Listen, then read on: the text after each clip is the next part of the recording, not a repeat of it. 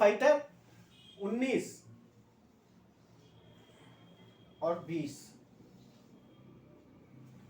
19 कैसा लग रहा है? जैसे इसको यहां से मैं गोल कर दूं तो ये यूं लग रहा है जैसे कोई परख नली हो। क्या हो?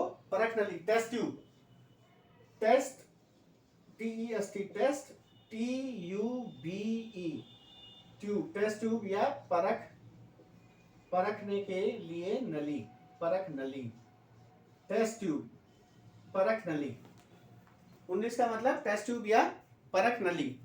अब 20 कैसा लग रहा है? जैसे ये कोई सांप हो और कुंडली मार के बैठा हो। 20 कैसा लग रहा है? जैसे कोई ये सांप हो और कुंडली मार के बैठा हो। यूं है ये, यूं और ये यूं। 20 सांप कुंडली मार के बैठा है, तो 20 का मतलब सांप, 20 का मतलब सांप। 20 से क्या याद रखेंगे हम? सांप। ठीक है, तो ये हमें 1 से लेकर 20 तक की संख्याएं कैसे याद होगी? शब्दों में। पहले हमने कैसे याद की? अक्षरों में। अक्षरों से हम शब्द बदल रहे थे, यहां हमने संख्याओं से शब्द बना लिए हैं सीधे। ठीक है, अब हमको वापस से याद करो, क्या था? 23 डिग्री 3 मिनट से था 30 डिग्री नॉर्थ, से था 30 डिग्री 12 मिनट नॉर्थ। ठीक है, तो 23 न भ, ये दे धनाधन था, ये मन नहीं भरा था, तो नभ से, ये दे धनाधन था द ध न, और ये मन नहीं भरा से भ, नभ से। और ये 3 मैंने सीधा सीधा ले लिया, चश्मा लगाकर देखा। किसने? खुदा ने। नभ से चश्मा लगाकर देखा खुदा ने, तो उसको क्या दिखा? माउस दिखे। माउस कौन से थे? कहाँ के थे? थाईलैंड के माउस, गोरे माउस, माउस दिखे। और 12 सिंगा माउस, और ये 12 सिंगा, 12 सिंगा।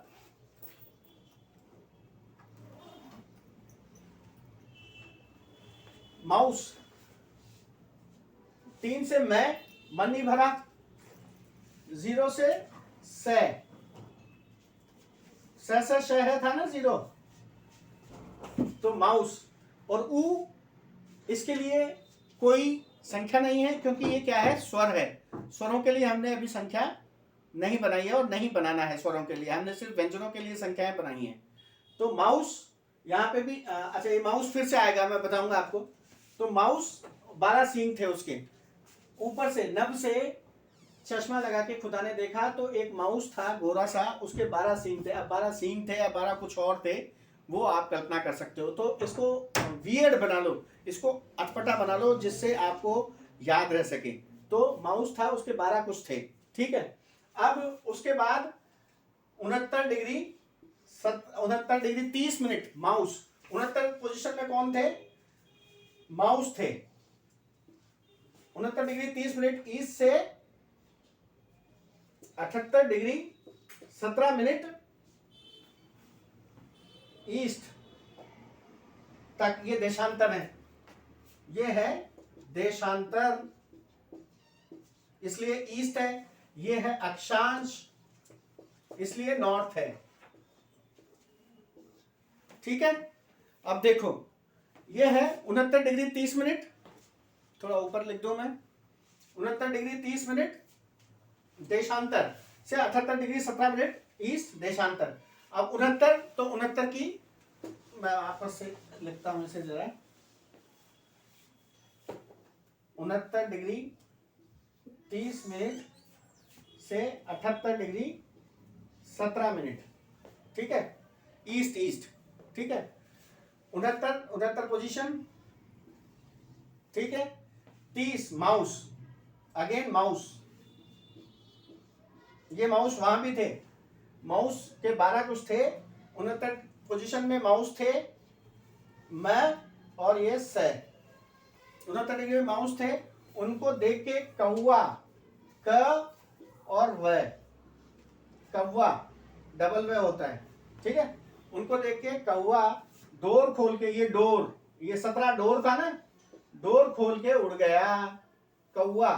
क व, क फ व, क ख ग घ, क 7 का क ख ग घ था, का फैवर था तो कौवा, और 17 का डोर, 17 का डोर, डोर खोल के उड़ गया। ठीक है, 69 पोजीशन में जब माउस को देखा, माउस कहाँ के थे, वो कहाँ के, थाईलैंड के माउस थे। 69 पोजीशन में माउस को देखा तो कौवा शर्म के मारे डोर खोल के उड़ गया। अब यह आप कभी नहीं भूलोगे। ठीक है, इसको कुल मिला के अभी हमको ऐसे अनुभव में, अनुभवात्मक चीजों में, ऐसे चित्रात्मक चीजों में बदलना है जिससे आप ज्यादा से ज्यादा समय तक, लंबे समय तक इनको याद रख सकें। तो यहाँ मैंने आपको माउस बताया, माउस तो 2 बार आया। यहाँ 69 पोजीशन का मतलब होता है 69 पोजीशन में लव मेकिंग कौन कर रहे हैं, माउस कर रहे हैं। कहाँ के हैं वो, थाईलैंड के हैं, गोरे माउस हैं, इसलिए वो ऐसा कर रहे हैं। 78 कौवा देख के, हमारा जैसा कौवा, इंडियन कौवा देख के डोर खोल के उड़ गया शर्मा के। ठीक है, तो 69 डिग्री 30 मिनट से 78 डिग्री 17 मिनट ईस्ट, और 23 डिग्री नभ से क्या देखा, जब नभ से चश्मा लगा के खुदा ने देखा तो क्या देखा, माउस था और उसके 12 कुछ थे, 12 सींग थे या कुछ थे, वो आप अंदाज लगा लो। उसके बाद वो क्या कर रहे थे, 69 की पोजीशन में देवर मेकिंग लव, 69 की पोजीशन में लव मेकिंग कर रहे थे। माउस, जो 2 माउस थे कहाँ के, थाईलैंड के, और उनको देख के इंडियन कौवा डोर खोल के उड़ गया। इंडियन कौवा शर्म के मारे डोर खोल के उड़ गया। तो अब आप इसको कभी नहीं भूलोगे। ठीक है, मकसद हमारा पूरा हुआ, यानी हमें याद रखना है। ठीक है, तो नभ से जब चश्मा लगा के, नभ से जब चश्मा लगा के खुदा ने देखा तो एक माउस था जिसके 12 कुछ थे, वो 2 माउस थे, एक माउस नहीं था, 2 माउस है यहाँ। ठीक है, वो 2 माउस 69 पोजीशन में लव मेकिंग कर रहे हैं। माउस लव मेकिंग 69 पोजीशन में माउस, और ये देख के इंडियन कौवा डोर खोल के उड़ गया शर्मा के। ठीक है, तो ये आपके क्या हो गए, अक्षांश और देशांतर।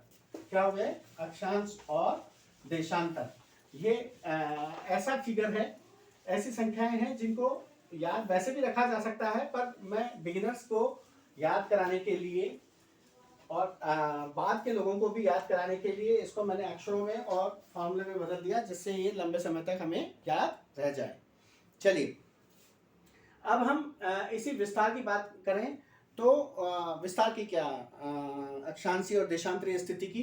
तो जो कर्क रेखा है वो हमारे राजस्थान के साउथ में डूंगरपुर और बांसवाड़ा जिलों से गुजरती है। डूंगरपुर का तो बिल्कुल सदर्न टिप जो है, साउथ की टिप जो है उसको टच करती है, थोड़ा सा साउथ का टच करते हुए बांसवाड़ा के मध्य में से निकलती है।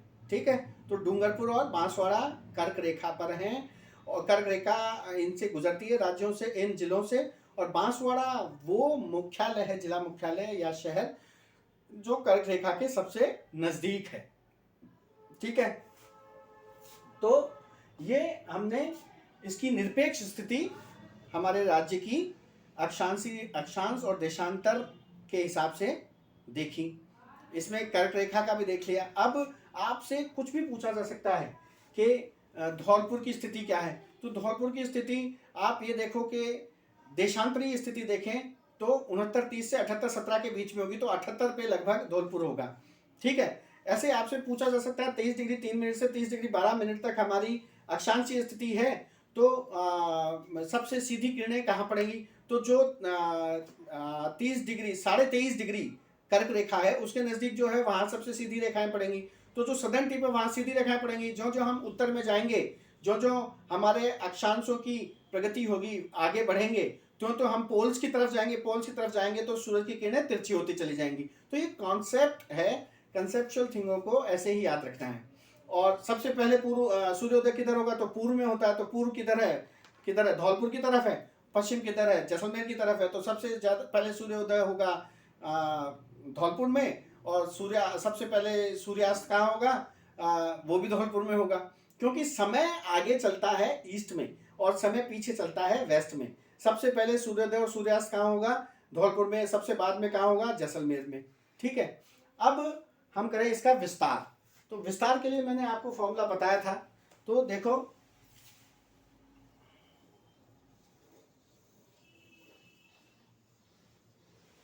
ये राजस्थान का मैप मान लो, काल्पनिक, ये उत्तर से दक्षिण, ये पूरब से पश्चिम। तो उत्तर से दक्षिण जो है 826 किलोमीटर है। इसको कैसे याद रखोगे, ठाठ है हमारे नाचो, नाचो, जम के नाचो। ये 2 का मतलब न और 6 का मतलब च। और जो स्वर हैं, जो मात्राएं हैं, उनके लिए हमने कोई अक्षर नहीं बनाए हैं, अक्षर हमने बनाए व्यंजनों के लिए। तो नाचो 2 का मतलब न, 8 ठाठ है हमारे। क्यों ठाठ है? क्योंकि हम पहले नंबर पे हैं क्षेत्रफल की दृष्टि से। हमारा उत्तर से दक्षिण का जो विस्तार है वो 826 किलोमीटर है। यहाँ पे है कोणा गांव, कोणा गांव, और यहाँ पे है बोरकुंड गांव, बोरकुंड, बोरकुंड गांव। तो नाचो न च, 2 का मतलब न और 6 का मतलब च। तो नाचो क्योंकि कोने में बोरों का कुंड है, कोणों में बोरों का कुंड है। कोणा, कोणा गांव कहाँ है? गंगानगर की, गंगानगर तहसील में, श्री गंगानगर की श्री गंगानगर तहसील में कोणा गांव है। और ये यहाँ बांसवाड़ा है साउथ में। तो कुशलगढ़ जो तहसील है बांसवाड़ा की, वहां पे है बोरकुंड। ठीक है। तो नाचो क्योंकि कोने में बोरों का कुंड है। अब है ये 869, 869 पूर्व से पश्चिम, 69 जैब, जेब, छ है, नाचो छ आया था ना, छ से च, छ से जय, तो जय, 6 और 9, जेब, पब, 9 का मतलब पब, तो जेब, तो ठाठ है जेब, लेकिन कटरा है, कटरा है यानी फटा हुआ है, कटरा। कटरा हमारा वेस्टर्न मोस्ट या पश्चिमतम क्षेत्र है, गांव है कटरा। और सिलाना या सिलावट, सिलाना, सिलाना या सिलावट, सिलाना या सिलावट हमारा पूर्वतम गांव है। सिलाना तो कटरा, जेब कटरा है, इसको सिलाना नहीं भाई, इसकी तो सिलावट ही ऐसी है। तो ये आपको याद हो गया विस्तार, पूर्व से पश्चिम, पश्चिम में कटरा और पूर्व में सिलाना, नहीं भाई सिलावट ही ऐसी है। पश्चिम में जो सम वाले जो इलाका है, वैसे तो सम कोई तहसील नहीं है, जैसलमेर ही तहसील है। तो जैसलमेर की जैसलमेर तहसील का कटरा गांव जो है वो पश्चिमतम गांव है। और सिलाना धौलपुर के राजाखेड़ा तहसील का सिलाना गांव या सिलावट गांव जो है वो पूर्वतम गांव है। तो सबसे पहले सूर्योदय और सूर्यास्त कहाँ होगा? सिलाना में होगा या सिलावट में होगा। सबसे बाद में कहाँ होगा? कटरा में होगा। तो ये कॉन्सेप्ट वाली बात है। इन कॉन्सेप्ट वाली बातों को कंसेप्चुलाइज करो और वैसे याद रखो। बाकी फॉर्मूले में मैं फिर होके आपको याद रखना वैसे सिखा दूंगा, फॉर्मूला बना के आपको अच्छे से याद करा दूंगा। तो जो पूर्व से पश्चिम है वो जेब कटरा है, इसको सिलाना। और उत्तर से दक्षिण है तो नाचो क्योंकि कोने में बोरों का कुंड है। तो ये आपको विस्तार याद हो गया राजस्थान का।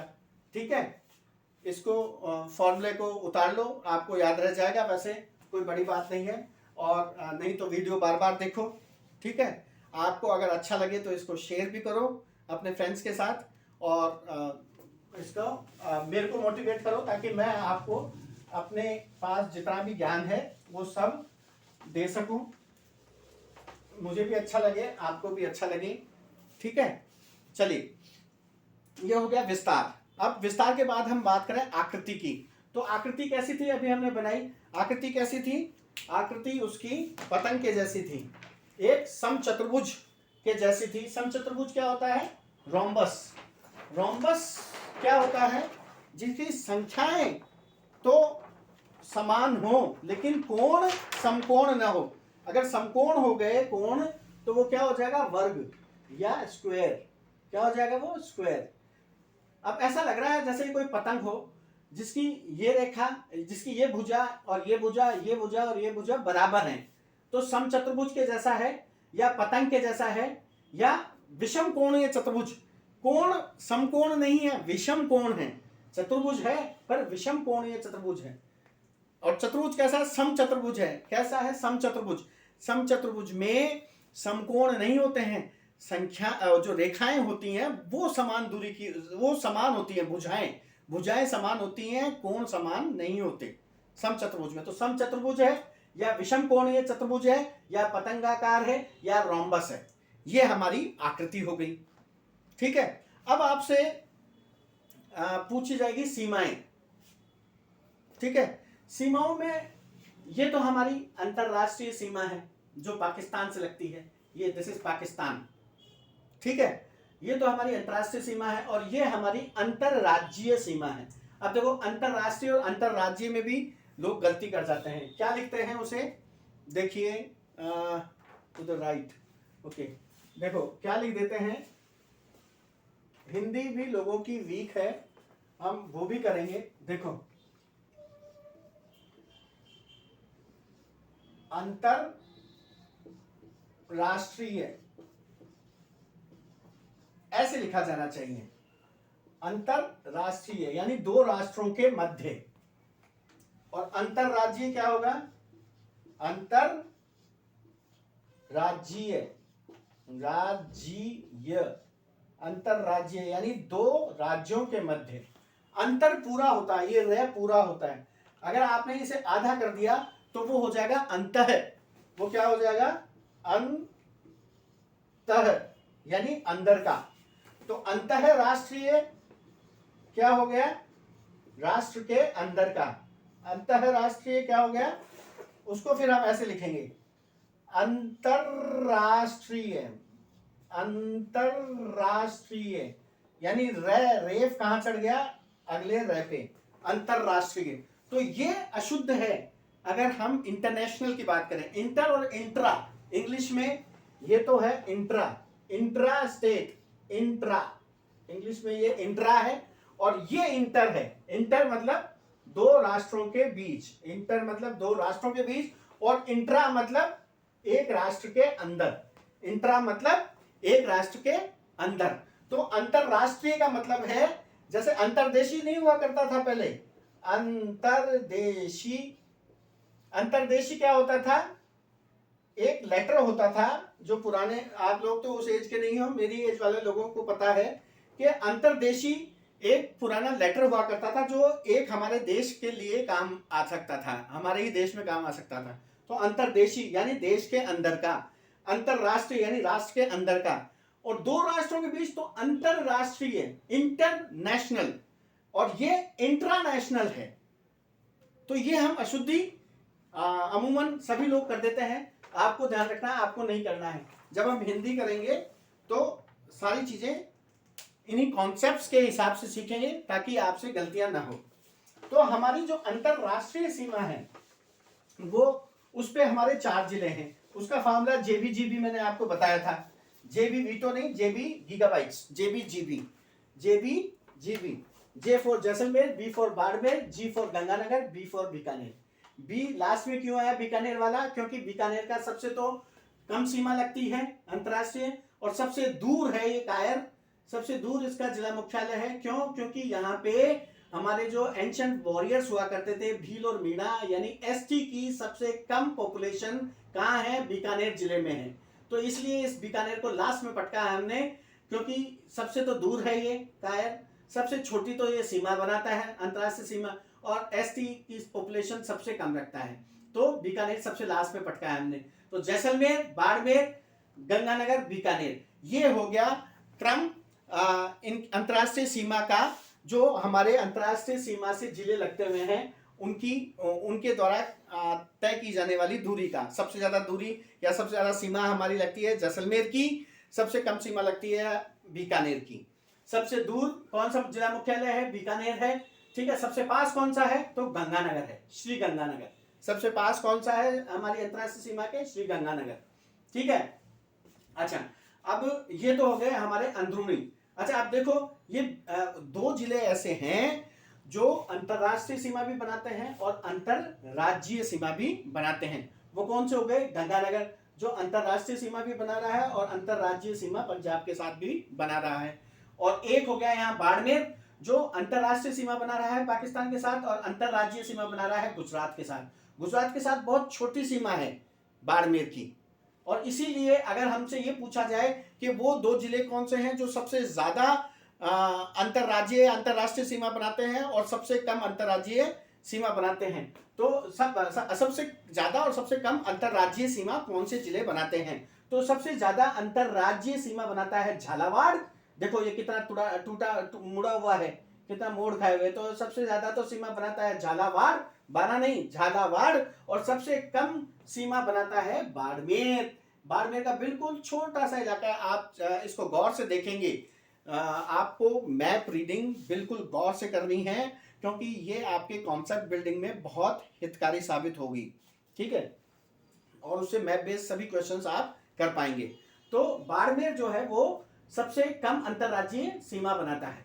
अब हम पहले बात करें अंतरराष्ट्रीय सीमा की। तो अंतरराष्ट्रीय सीमा में हमने अपने अंदरूनी जिले कर लिए। अब उनके पाकिस्तान के हम पहले स्टेट देखें तो पाकिस्तान का जो पंजाब स्टेट है वो लगभग यहाँ तक है, जैसलमेर तक है, यहाँ से यहाँ तक। और फिर जैसलमेर से बाड़मेर ये सिंध प्रांत है। पंजाब के कौन से जिले हैं? तो मैंने आपको फॉर्मूला बता ही दिया था, बहादुर रहीम बहादे, बहावल नगर, रहीम यार खान, बहावलपुर।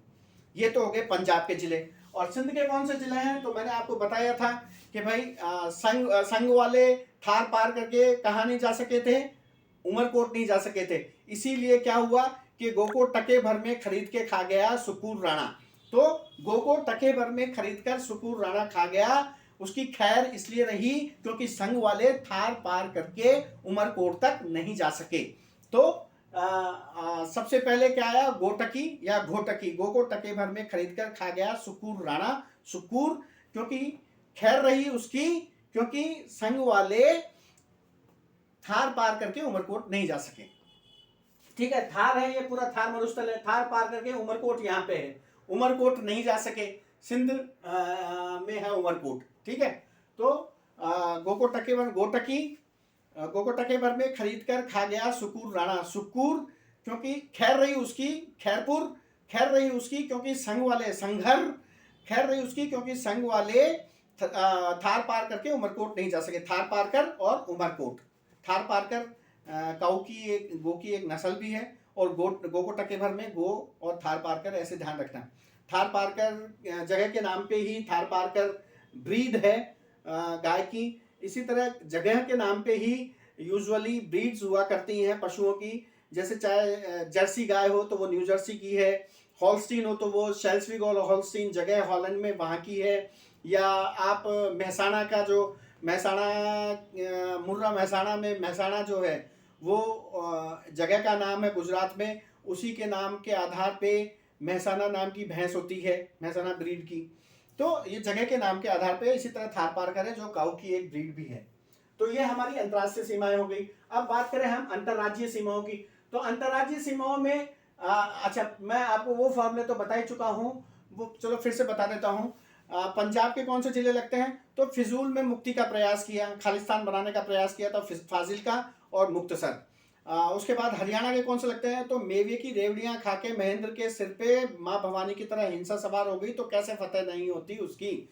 तो मेवे की मेवात रेवड़ियां, कहीं कहीं गुड़ की रेवड़ियां भी होती हैं, तो गुड़गांव भी दे देते हैं मेवात की जगह। आपको दोनों ध्यान रखनी है, रेवड़ियां ही बनेंगी, मेवे की भी रेवड़ियां बनानी है और गुड़ की भी रेवड़ियां ही बनानी है, क्योंकि रेवड़ियां से बनेगा रेवाड़ी। तो मेवे की रेवड़ियां खाके महेंद्र के सिर, महाइंद्र हो गया वो, महाइंद्र वज्रपात करने वाला हो गया।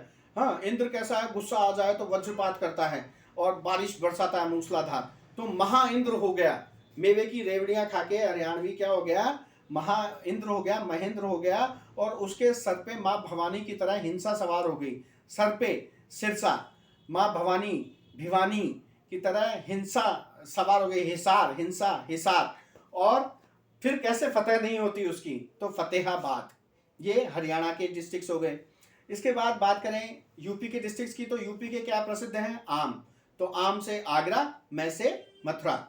इसके बाद मध्य प्रदेश की कौन सी डिस्ट्रिक्ट्स लगती हैं? तो वो वही फार्मूला आप याद रखिए कि मैं शिव से कह रहा हूँ कि ओ मोरे श्योपुर के शिव, मुझे ऐसे गुण दे कि मैं अगर मालवा जाऊँ तो राजा बन जाऊँ। तो शिव जवाब देता है कि मेरे दारू पीने वाले बच्चे, तो ऐसा कर, जब सौर मंद हो जाए तो नीम के नीचे बैठ और रतलाम की नमकीन खा, हाबू की तरह, हाबू समझ के। तो ये 10 डिस्ट्रिक्ट हो गए। तो ए मोरे श्योपुर के शिव, ए मोरे मोरैना, श्योपुर, शिव, शिवपुरी, ऐ मेरे श्योपुर के शिव, मुझे ऐसे गुण दे, गुना, गुण गुना, कि अगर मालवा जाऊं, अगर मालवा, मालवा जो है, मालवा रीजन वो मध्य प्रदेश में ही है, ठीक है, western Madhya Pradesh, west and north, north western Madhya Pradesh is Malwa plateau. So अगर मालवा जाऊं तो राजा बन जाऊं, राजा राजगढ़। तो वो कहता है कि भाई ऐसा है मेरे बच्चे, तो जब सौर मंद हो जाए, यानी जब शाम हो जाए, तो मंद सौर, तो नीम के नीचे बैठ के, नीमच, रतलाम की नमकीन खा हाबू समझ के, रतलाम, और हाबू समझ के झाबुआ, ठीक है। ये मध्य प्रदेश के जिले हो गए। अच्छा, अब हमको यहाँ ये भी याद रखना है कि जैसे किसी दूसरे राज्य के हमसे जितनी संख्या में जिले लगते हैं, उतनी ही संख्या में हमारे जिले हमारा राज्य देता है दूसरे राज्यों को। जैसे पंजाब ने अपने 2 जिले दिए, तो हमारा राज्य भी उनको 2 जिले ही देगा। हरियाणा ने 7 दिए तो हमारा राज्य भी 7 देगा। यूपी ने 2 दिए तो हमारा भी 2 देगा। और एमपी ने 10 दिए तो हमारा भी 10 दे देगा। गुजरात ने 6 दिए तो हमारा भी 6 दे देगा, ठीक है। हमारा कैसे देगा, ये हम किससे याद रखेंगे, मैप रीडिंग से। और उनके कौन से जिले हैं वो हम फॉर्मूले में बदल लेंगे, ठीक है।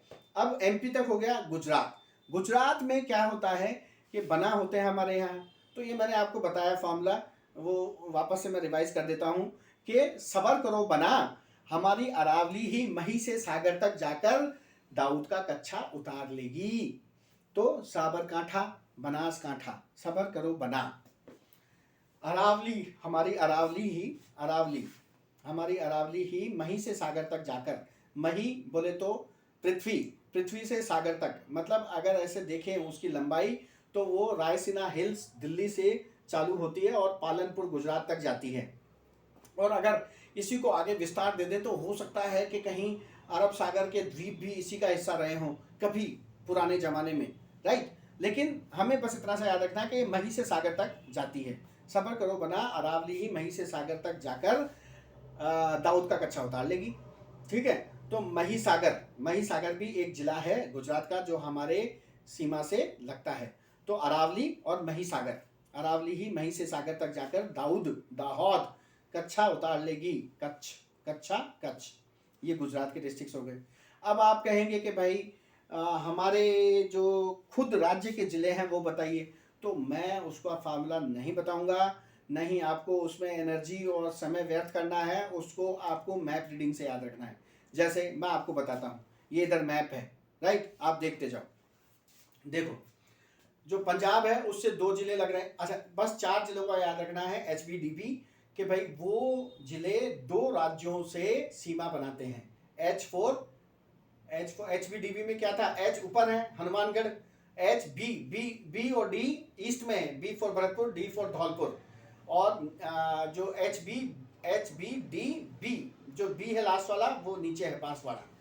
तो इनका ध्यान रखना है बस कि हनुमानगढ़ 2 से लगता है, भरतपुर 2 से लगता है, धौलपुर 2 से लगता है और बांसवाड़ा 2 से लगता है। बाकी आपको मैप याद होना चाहिए। देखो कैसे याद रखना है, कैसे मतलब मैप रीडिंग करो, मैप को अच्छे से याद कर लो। ऊपर पंजाब से लगते हैं कौन से, गंगानगर और हनुमानगढ़। अब कौन सा कम लगता है कौन सा ज़्यादा लगता है, इसमें ज़्यादा डिटेल में जाने की जरूरत नहीं है, ठीक है। तो कौन सा डिस्ट्रिक्ट ज़्यादा सीमा बनाता है, कौन सा डिस्ट्रिक्ट कम सीमा बनाता है पंजाब के साथ, इसमें घुसने की जरूरत नहीं है, ये बहुत ज़्यादा हो जाएगा, इसे अवॉइड करो, ठीक है। इसके बाद हम देखें हरियाणा से हमारे कौन से जिले लगते हैं, तो ऊपर से देखते चलो। सबसे पहले तो लगेगा हनुमानगढ़, उसके बाद लगेगा चूरू, उसके बाद लगेगा झुंझुनू जो गोल सा है, उसके बाद एक चंद्राकार है सीकर का जो नॉर्थ ईस्टर्न पार्ट है वो लगेगा। इसी तरह फनल शेप वाला मतलब एक फनल जैसा है हमारा जयपुर, तो उसका जो मुंह है वो लगेगा किससे, हरियाणा से। जयपुर के बाद कौन सा लगेगा, अलवर के बाद कौन सा लगेगा, भरतपुर तक लगाना है, क्योंकि हमें पता है कि भरतपुर 2 राज्यों से सीमाएं लगाता है, हरियाणा से और यूपी से। तो भरतपुर तक हमें हरियाणा की सीमा को ले जाना है। इसके बाद आप भरतपुर और धौलपुर के बारे में जानते हैं कि दोनों 2 राज्यों से सीमाएं लगाते हैं। तो 2 जिले ही यूपी के हैं, आगरा, मथुरा, और 2 जिले ही हमारे होंगे, वो कौन से होंगे, भरतपुर और धौलपुर। अब आ जाइए एमपी पे, एमपी में धौलपुर से चालू होंगे, धौलपुर, उसके बाद करौली, उसके बाद सवाई माधोपुर, उसके बाद कोटा जो है वो ईस्ट में भी एमपी को छूता है, और वेस्ट में भी या साउथ वेस्ट में भी एमपी को छूता है, नॉर्थ ईस्ट में भी एमपी को छूता है। देखो ऐसे, ये देखो, ये यहाँ पे है कोटा, ये नॉर्थ ईस्ट में भी छुएगा और साउथ वेस्ट में भी छुएगा, ठीक है। तो कोटा, कोटा के बाद कौन सा आएगा, बारह, बारह के बाद झालावाड़, झालावाड़ के बाद वापस कोटा, तो कोटा को छोड़ दो। उसके बाद आएगा भीलवाड़ा, भीलवाड़ा थोड़ा सा अपनी सीमा बनाता है, बाड़मेर से तो ज्यादा बनाता है, बाड़मेर गुजरात के साथ जितनी सीमा बनाता है उससे ज्यादा सीमा भीलवाड़ा बनाता है मध्य प्रदेश के साथ, लेकिन थोड़ी सी ही सीमा है जो लगती है मध्य प्रदेश के साथ। तो भीलवाड़ा, भीलवाड़ा के बाद, अच्छा भीलवाड़ा से पहले भैंसरोडगढ़ रह गया, चित्तौड़गढ़ का जो भैंसरोडगढ़ इलाका है वो रह गया। तो चित्तौड़गढ़, चित्तौड़गढ़ मतलब कुल मिला के कोटा के बाद वापस चित्तौड़गढ़, चित्तौड़गढ़ के बाद भीलवाड़ा, भीलवाड़ा के बाद वापस चित्तौड़गढ़, ठीक है। तो चित्तौड़गढ़ मान लो एक, चित्तौड़गढ़, उसके बाद प्रतापगढ़, प्रतापगढ़ के बाद बांसवाड़ा, यहाँ ये हो गई आपकी एमपी की सीमा। अब है गुजरात की सीमा, गुजरात की सीमा में सबसे पहले लगेगा बांसवाड़ा, क्योंकि बांसवाड़ा दो राज्यों से सीमा लगाता है, एक तरफ एमपी से लगाता है, एक तरफ गुजरात से लगाता है। तो गुजरात में शुरू करते हैं बांसवाड़ा से, बांसवाड़ा, फिर डूंगरपुर, फिर उदयपुर, फिर सिरोही, फिर पाली, फिर बाड़मेर। ये आपको चित्रात्मक याद होने चाहिए, ठीक है। ये डिस्ट्रिक्ट हो गए जो हमारी अंतर्राज्यीय सीमा लगाते हैं। अच्छा, मैं आपको एक बात बताना भूल गया अंतर्राष्ट्रीय सीमा में, कि हमारी अंतर्राष्ट्रीय सीमा जो है उसका जो सीमा आयोग था उसके अध्यक्ष थे सर सिरिल रैडक्लिफ। उन्हीं के नाम पे जो अंतर्राष्ट्रीय सीमा है उसको रैडक्लिफ लाइन के नाम से जाना जाता है। और इसका ऊपरी जो छोर है गंगानगर में उसको तो कहते हैं हिंदूमल कोट, वो तो है हिंदूमल कोट में, और जो दक्षिणी छोर है वो है भाखासर में या भागलगांव में या शाहगढ़ गांव में। तो इसका फॉर्मूला